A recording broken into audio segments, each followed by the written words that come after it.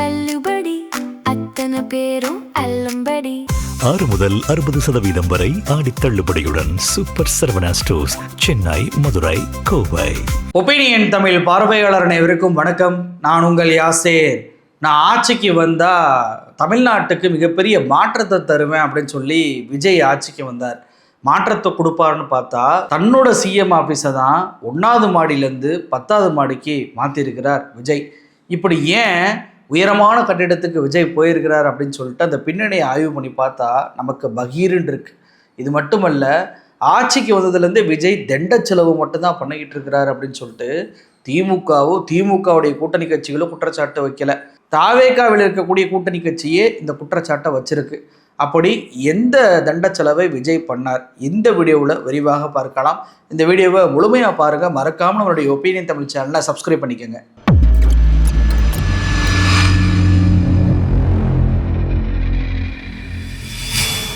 தமிழ்நாட்டுடைய தலைமைச் செயலகம் என்பது புனித ஜார்ஜ் கோட்டையில் தான் காலமாக பாரம்பரியமாக செயல்பட்டு வருது. இதில் முதலமைச்சருடைய அந்த அலுவலகம் அப்படின்னு பார்த்தீங்கன்னா முதல் மாடியில் இருக்கும். பக்கத்திலேயே சக அமைச்சர்களுடைய ஆஃபீஸ் என்பது இருக்கும்.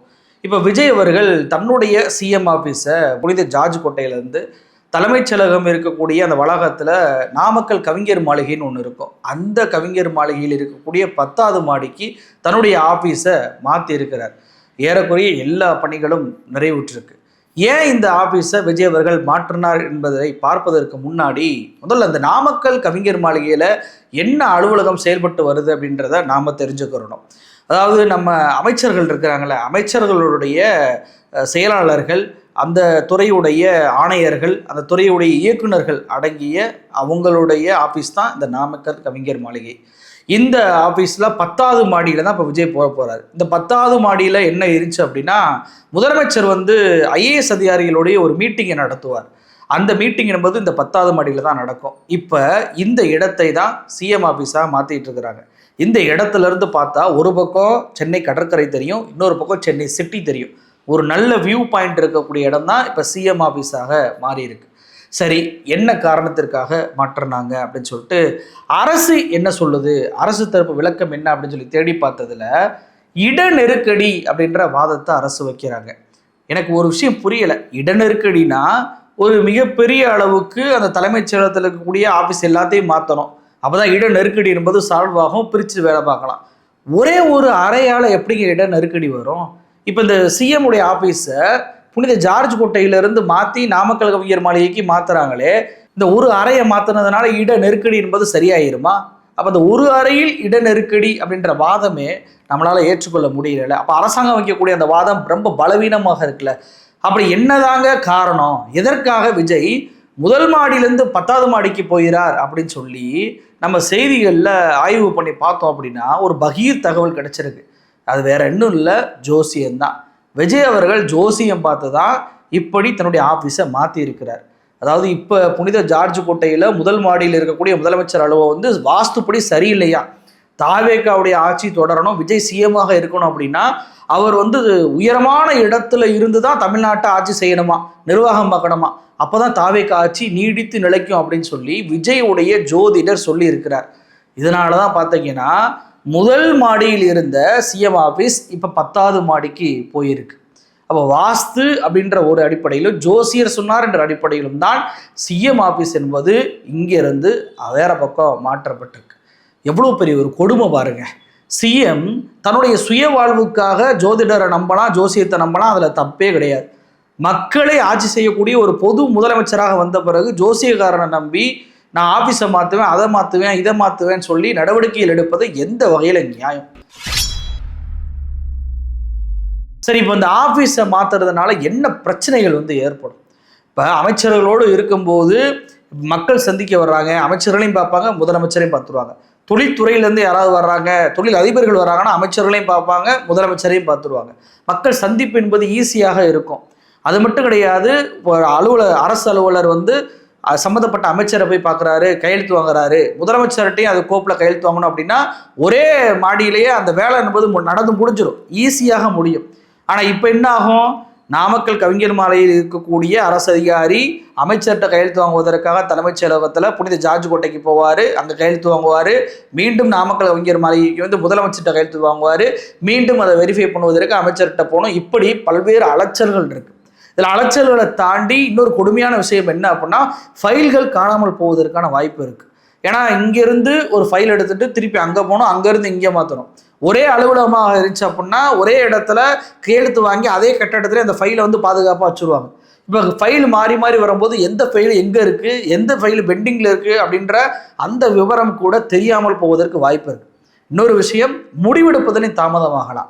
இப்போ அமைச்சர்கள்ட்ட ஒரு கையெழுத்து வாங்கி ஒரு விஷயம் வந்து பேசுகிறாங்க அப்படின்னா முதலமைச்சர்கிட்ட அதை போய் கருத்து சொல்லி, இல்லை முதலமைச்சர் ஒரு விஷயம் வந்து முடிவு பண்ணுறாருன்னா அமைச்சர்கிட்ட போய் அதை சொல்லி, இப்படி மாறி மாறி வர்றதில்ல முடிவுகள் என்பது தாமதமாவதற்கான வாய்ப்புகள் என்பது இருக்குது. ஃபைலும் தொலைஞ்சு போகலாம், முடிவுகள் எடுப்பதும் தாமதமாகலாம், சந்திப்பு நடவடிக்கைகளையும் பிரச்சனை வரலாம், அமைச்சர்களை முதலமைச்சர் கண்காணிக்க முடியாமல் போயிடலாம். அப்போ ஒரே ஒரு அறை, முதலமைச்சர் அறையை மட்டும் மாற்றுவதனால என்ன பயன் இருக்குது அப்படின்னா ஒரு பயனும் கிடையாது. மாறாக கெட்ட விஷயங்கள் தான் நிறையா இருக்குது. அப்போ 10வது மாடியில் இருந்து தான் ஆட்சி செய்யணும் அப்படின்னு சொல்லிட்டு ஜோசியக்காரன் சொன்னதற்காகவே இப்படி வந்து மாத்துறீங்களே, இது நியாயமா? அப்போ இதற்கு எவ்வளவு செலவாகும்? இன்னைக்கு அதை எல்லாத்தையும் மாற்றி புது சோஃபா, புது டேபிள் எல்லாத்தையும் போட்டுக்கிட்டு இருக்கிறாங்க. இது தண்ட செலவு இல்லையா? இதுதான் இந்திய கம்யூனிஸ்ட் கட்சியுடைய எம்பியாக இருக்கக்கூடிய சுப்பராயன் அவர்கள் கேட்டிருக்கிறார். தண்ட செலவு ஏன்பா பண்ணிக்கிட்டே இருக்கு அப்படின்னு சொல்லிட்டு. ரொம்ப குறிப்பாக அவர் எதை தண்ட செலவுன்னு சொல்கிறாருன்னா, இப்போ தலைமைச் செயலகத்தை ஜெயலலிதா அவர்கள் இருக்கும்போதும் குயின்ஸ் மேரி கல்லூரி வளாகத்தில் போய் அமைக்க போகிறேன் அப்படின்னு சொல்லிட்டு ஒரு முடிவு எடுத்தார். அதுக்கு எதிர்ப்பு தெரிவித்து அதை செய்ய முடியல. 2010 ஓமந்தூரார் தோட்டத்தில் ஒரு புதிய சட்டமன்றத்தையே கட்டி அமைச்சார் கலைஞர் அவர்கள். அதை 2011 ஜெயலலிதா அவர்கள் ஆஸ்பத்திரியாக மாற்றிட்டாங்க. அப்போ அதுவும் அது மாற்ற முடியாமல் போயிடுச்சு. அப்போ தலைமைச் செயலகத்தை இப்போ விஜய் அவர்களும் என்ன பண்ணுறாரு அப்படின்னா, சிட்டிக்கு அவுட்டரில் ஒரு துணை நகரத்தை உருவாக்கி அங்கேயே வந்து சட்டமன்றம், அங்கேயே தலைமைச் செயலக ஆஃபீஸு, அங்கேயே எம்எல்ஏ ஹாஸ்டலு எல்லாத்தையும் கொண்டு போயிடலாம் அப்படின்னு சொல்லி முடிவு பண்ணியிருப்பதாக தகவல் வந்திருக்கு. இதுதான் சுப்பராயன் அவர்கள் இது ஒரு தண்ட செலவு அப்படின்னு சொல்லியிருக்கிறார். இது எவ்வளோ கொடுமை பாருங்க. ஏற்கனவே சட்டமன்றம் இருக்குது, தலைமைச் செயலகம் இருக்குது, சிஎம் ஆஃபீஸை மாற்றுறது தண்ட செலவுன்னு சொல்லிக்கிட்டு இருக்கோம். இதில் நான் துணை நகரத்தை அமைக்க போகிறேன், அது சிட்டியோட அவுட்டரில் அமைக்க போகிறேன் அப்படின்னா அது என்ன மாதிரியான நடவடிக்கை? அப்போ ஏற்கனவே இங்கே எம்எல்ஏ ஆஃபீஸை வந்து கட்டியிருக்கிறாங்களே, இப்போ புதுசாக ஒன்று கட்டியிருக்கிறாங்களே, அதெல்லாம் என்ன பண்ண போகிறீங்க? அப்போ ஏற்கனவே புனித ஜார்ஜ் கோட்டையில் இருக்கக்கூடிய ஆஃபீஸ் என்ன பண்ண போகிறீங்க? இப்போ இதை கட்டி முடிப்பதற்கு எத்தனை ஆண்டு காலம் ஆகும்? இதுக்கு திட்டமடிப்பு என்ன? மிகப்பெரிய கொஸ்டின்ஸ் இருக்குல்ல. இதுதான் அவர் கேட்குறாரு. என்ன கேட்குறாரு? சிஎம் ஆஃபீஸை 10வது மாடிக்கு எதுக்கு மாற்றுறீங்க அப்படின்றத கேட்குறாரு. துணை நகரமாக புதிய தலைமைச் செயலகம் உருவாகுதுன்னு சொல்லியிருக்கிறீங்க. இதற்கான திட்ட மதிப்பீடு எவ்வளவு? பற்றாக்குறை நிதி நிலையில் இவை எல்லாம் தேவைதானா? நிதி வருவாயை அதிகரிக்க திட்டமிட வேண்டிய நிர்பந்தம் உள்ள நிலையில் இந்த செலவு நடவடிக்கைகள் தவிர்க்க முடியாத அவசியமா அல்லது தண்ட செலவு தானா? செலவுகளை குறைத்து வருவாயை அதிகரிக்க திட்டமிட வேண்டிய மாநில அரசு அவசியமற்ற செலவுகளை அதிகரிப்பதிலேயே குதிரை வேகத்தை ஏன் காட்டுது? இடிப்பாறை இல்லாத மன்னனாக பயணிப்பது ஆபத்து, கடிவாளம் இல்லாத குதிரை பயணம் பாதுகாப்பற்றது அப்படின்னு சொல்லிட்டு தள்ளிவான ஒரு அறிக்கையை தன்னுடைய முகநூல் பக்கத்தில் அவர் வெளியிட்டிருக்கிறார். இது தவறான குற்றச்சாட்டா அப்படின்னு சொல்லி கேட்டால் நியாயமான குற்றச்சாட்டு. ஏன்னா விஜய் அவர்கள் ஆட்சிக்கு வந்தோன்னே என்னங்க சொன்னார்? முதல் நாள்லேயே கஜானா காலின்னார்.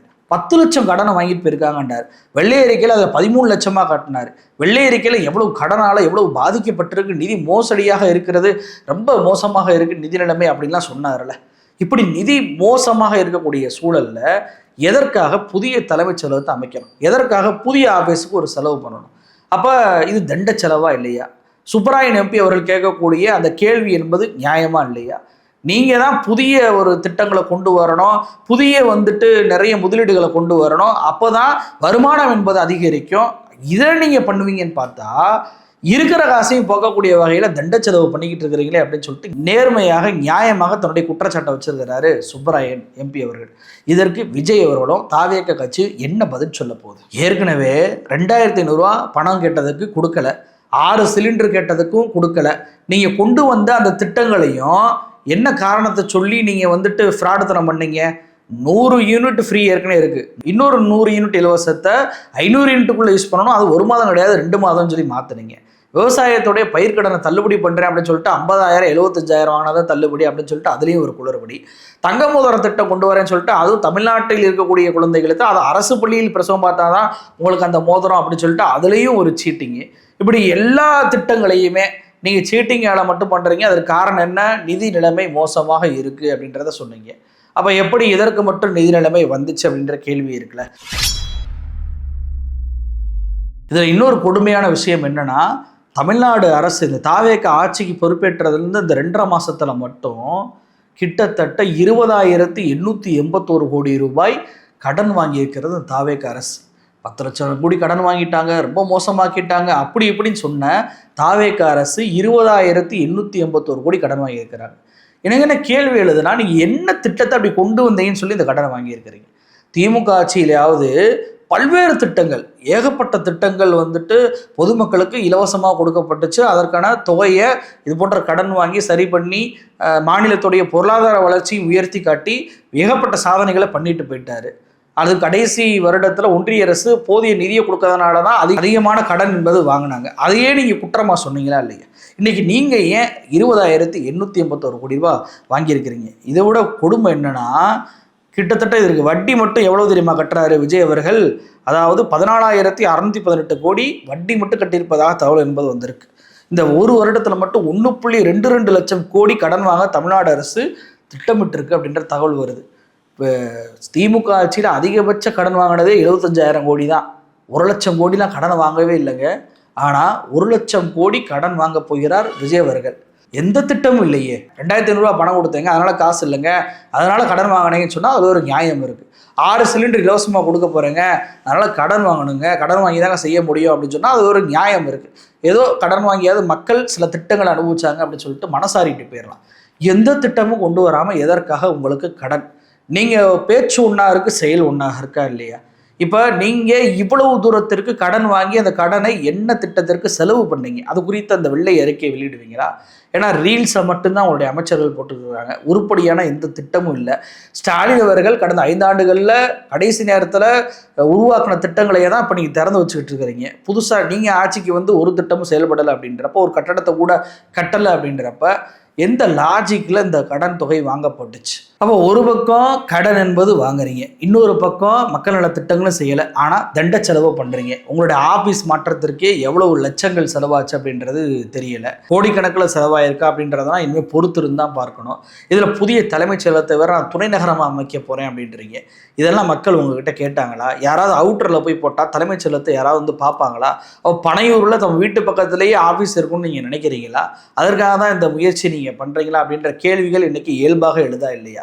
உருப்படியான திட்டங்கள் இல்லை, வாக்குறுதியை நிறைவேற்றலை, ஆனால் கடன்கள் வந்து அதிகமாக இருக்கிறது அப்படின்றது தெரிய வருது. ஒரு பக்கம் போதையில்லா தமிழ்நாடுன்னு சொல்லிட்டு, இன்னொரு பக்கம் இப்போ 54 புதிய மதுபானங்களை வாங்க முடிவு பண்ணியிருக்கிறாங்களாம். அதாவது தமிழ்நாட்டை தாண்டி இருக்கக்கூடிய மதுபான தொழிற்சாலைகள்ல இருந்தும் இந்த கொள்முதல் பண்ணுங்க அப்படின்னு சொல்லிட்டு டாஸ்மாகுக்கு உத்தரவு போட்டிருக்கிறாங்க. டாஸ்மாக் பார் தொடங்குவதற்கான விதிகளை தளர்வு பண்ணியிருக்கிறாங்க. அதாவது டாஸ்மாக் மது கடையோட இணைந்தே பார் வந்து அனுமதிக்கப்பட்ட நிலையில் இனி 100 மீட்டர் தூரத்திற்கு கூட நீங்கள் பாரை தொடங்கிக்கலாம். மதுக்கடையும் பாரும் 100 மீட்டர் கூட அதிகமாக இருக்கலாம் அப்படின்னு சொல்லிட்டு அந்த விதிகளையும் மாற்றி அமைச்சிருக்கிறாங்க.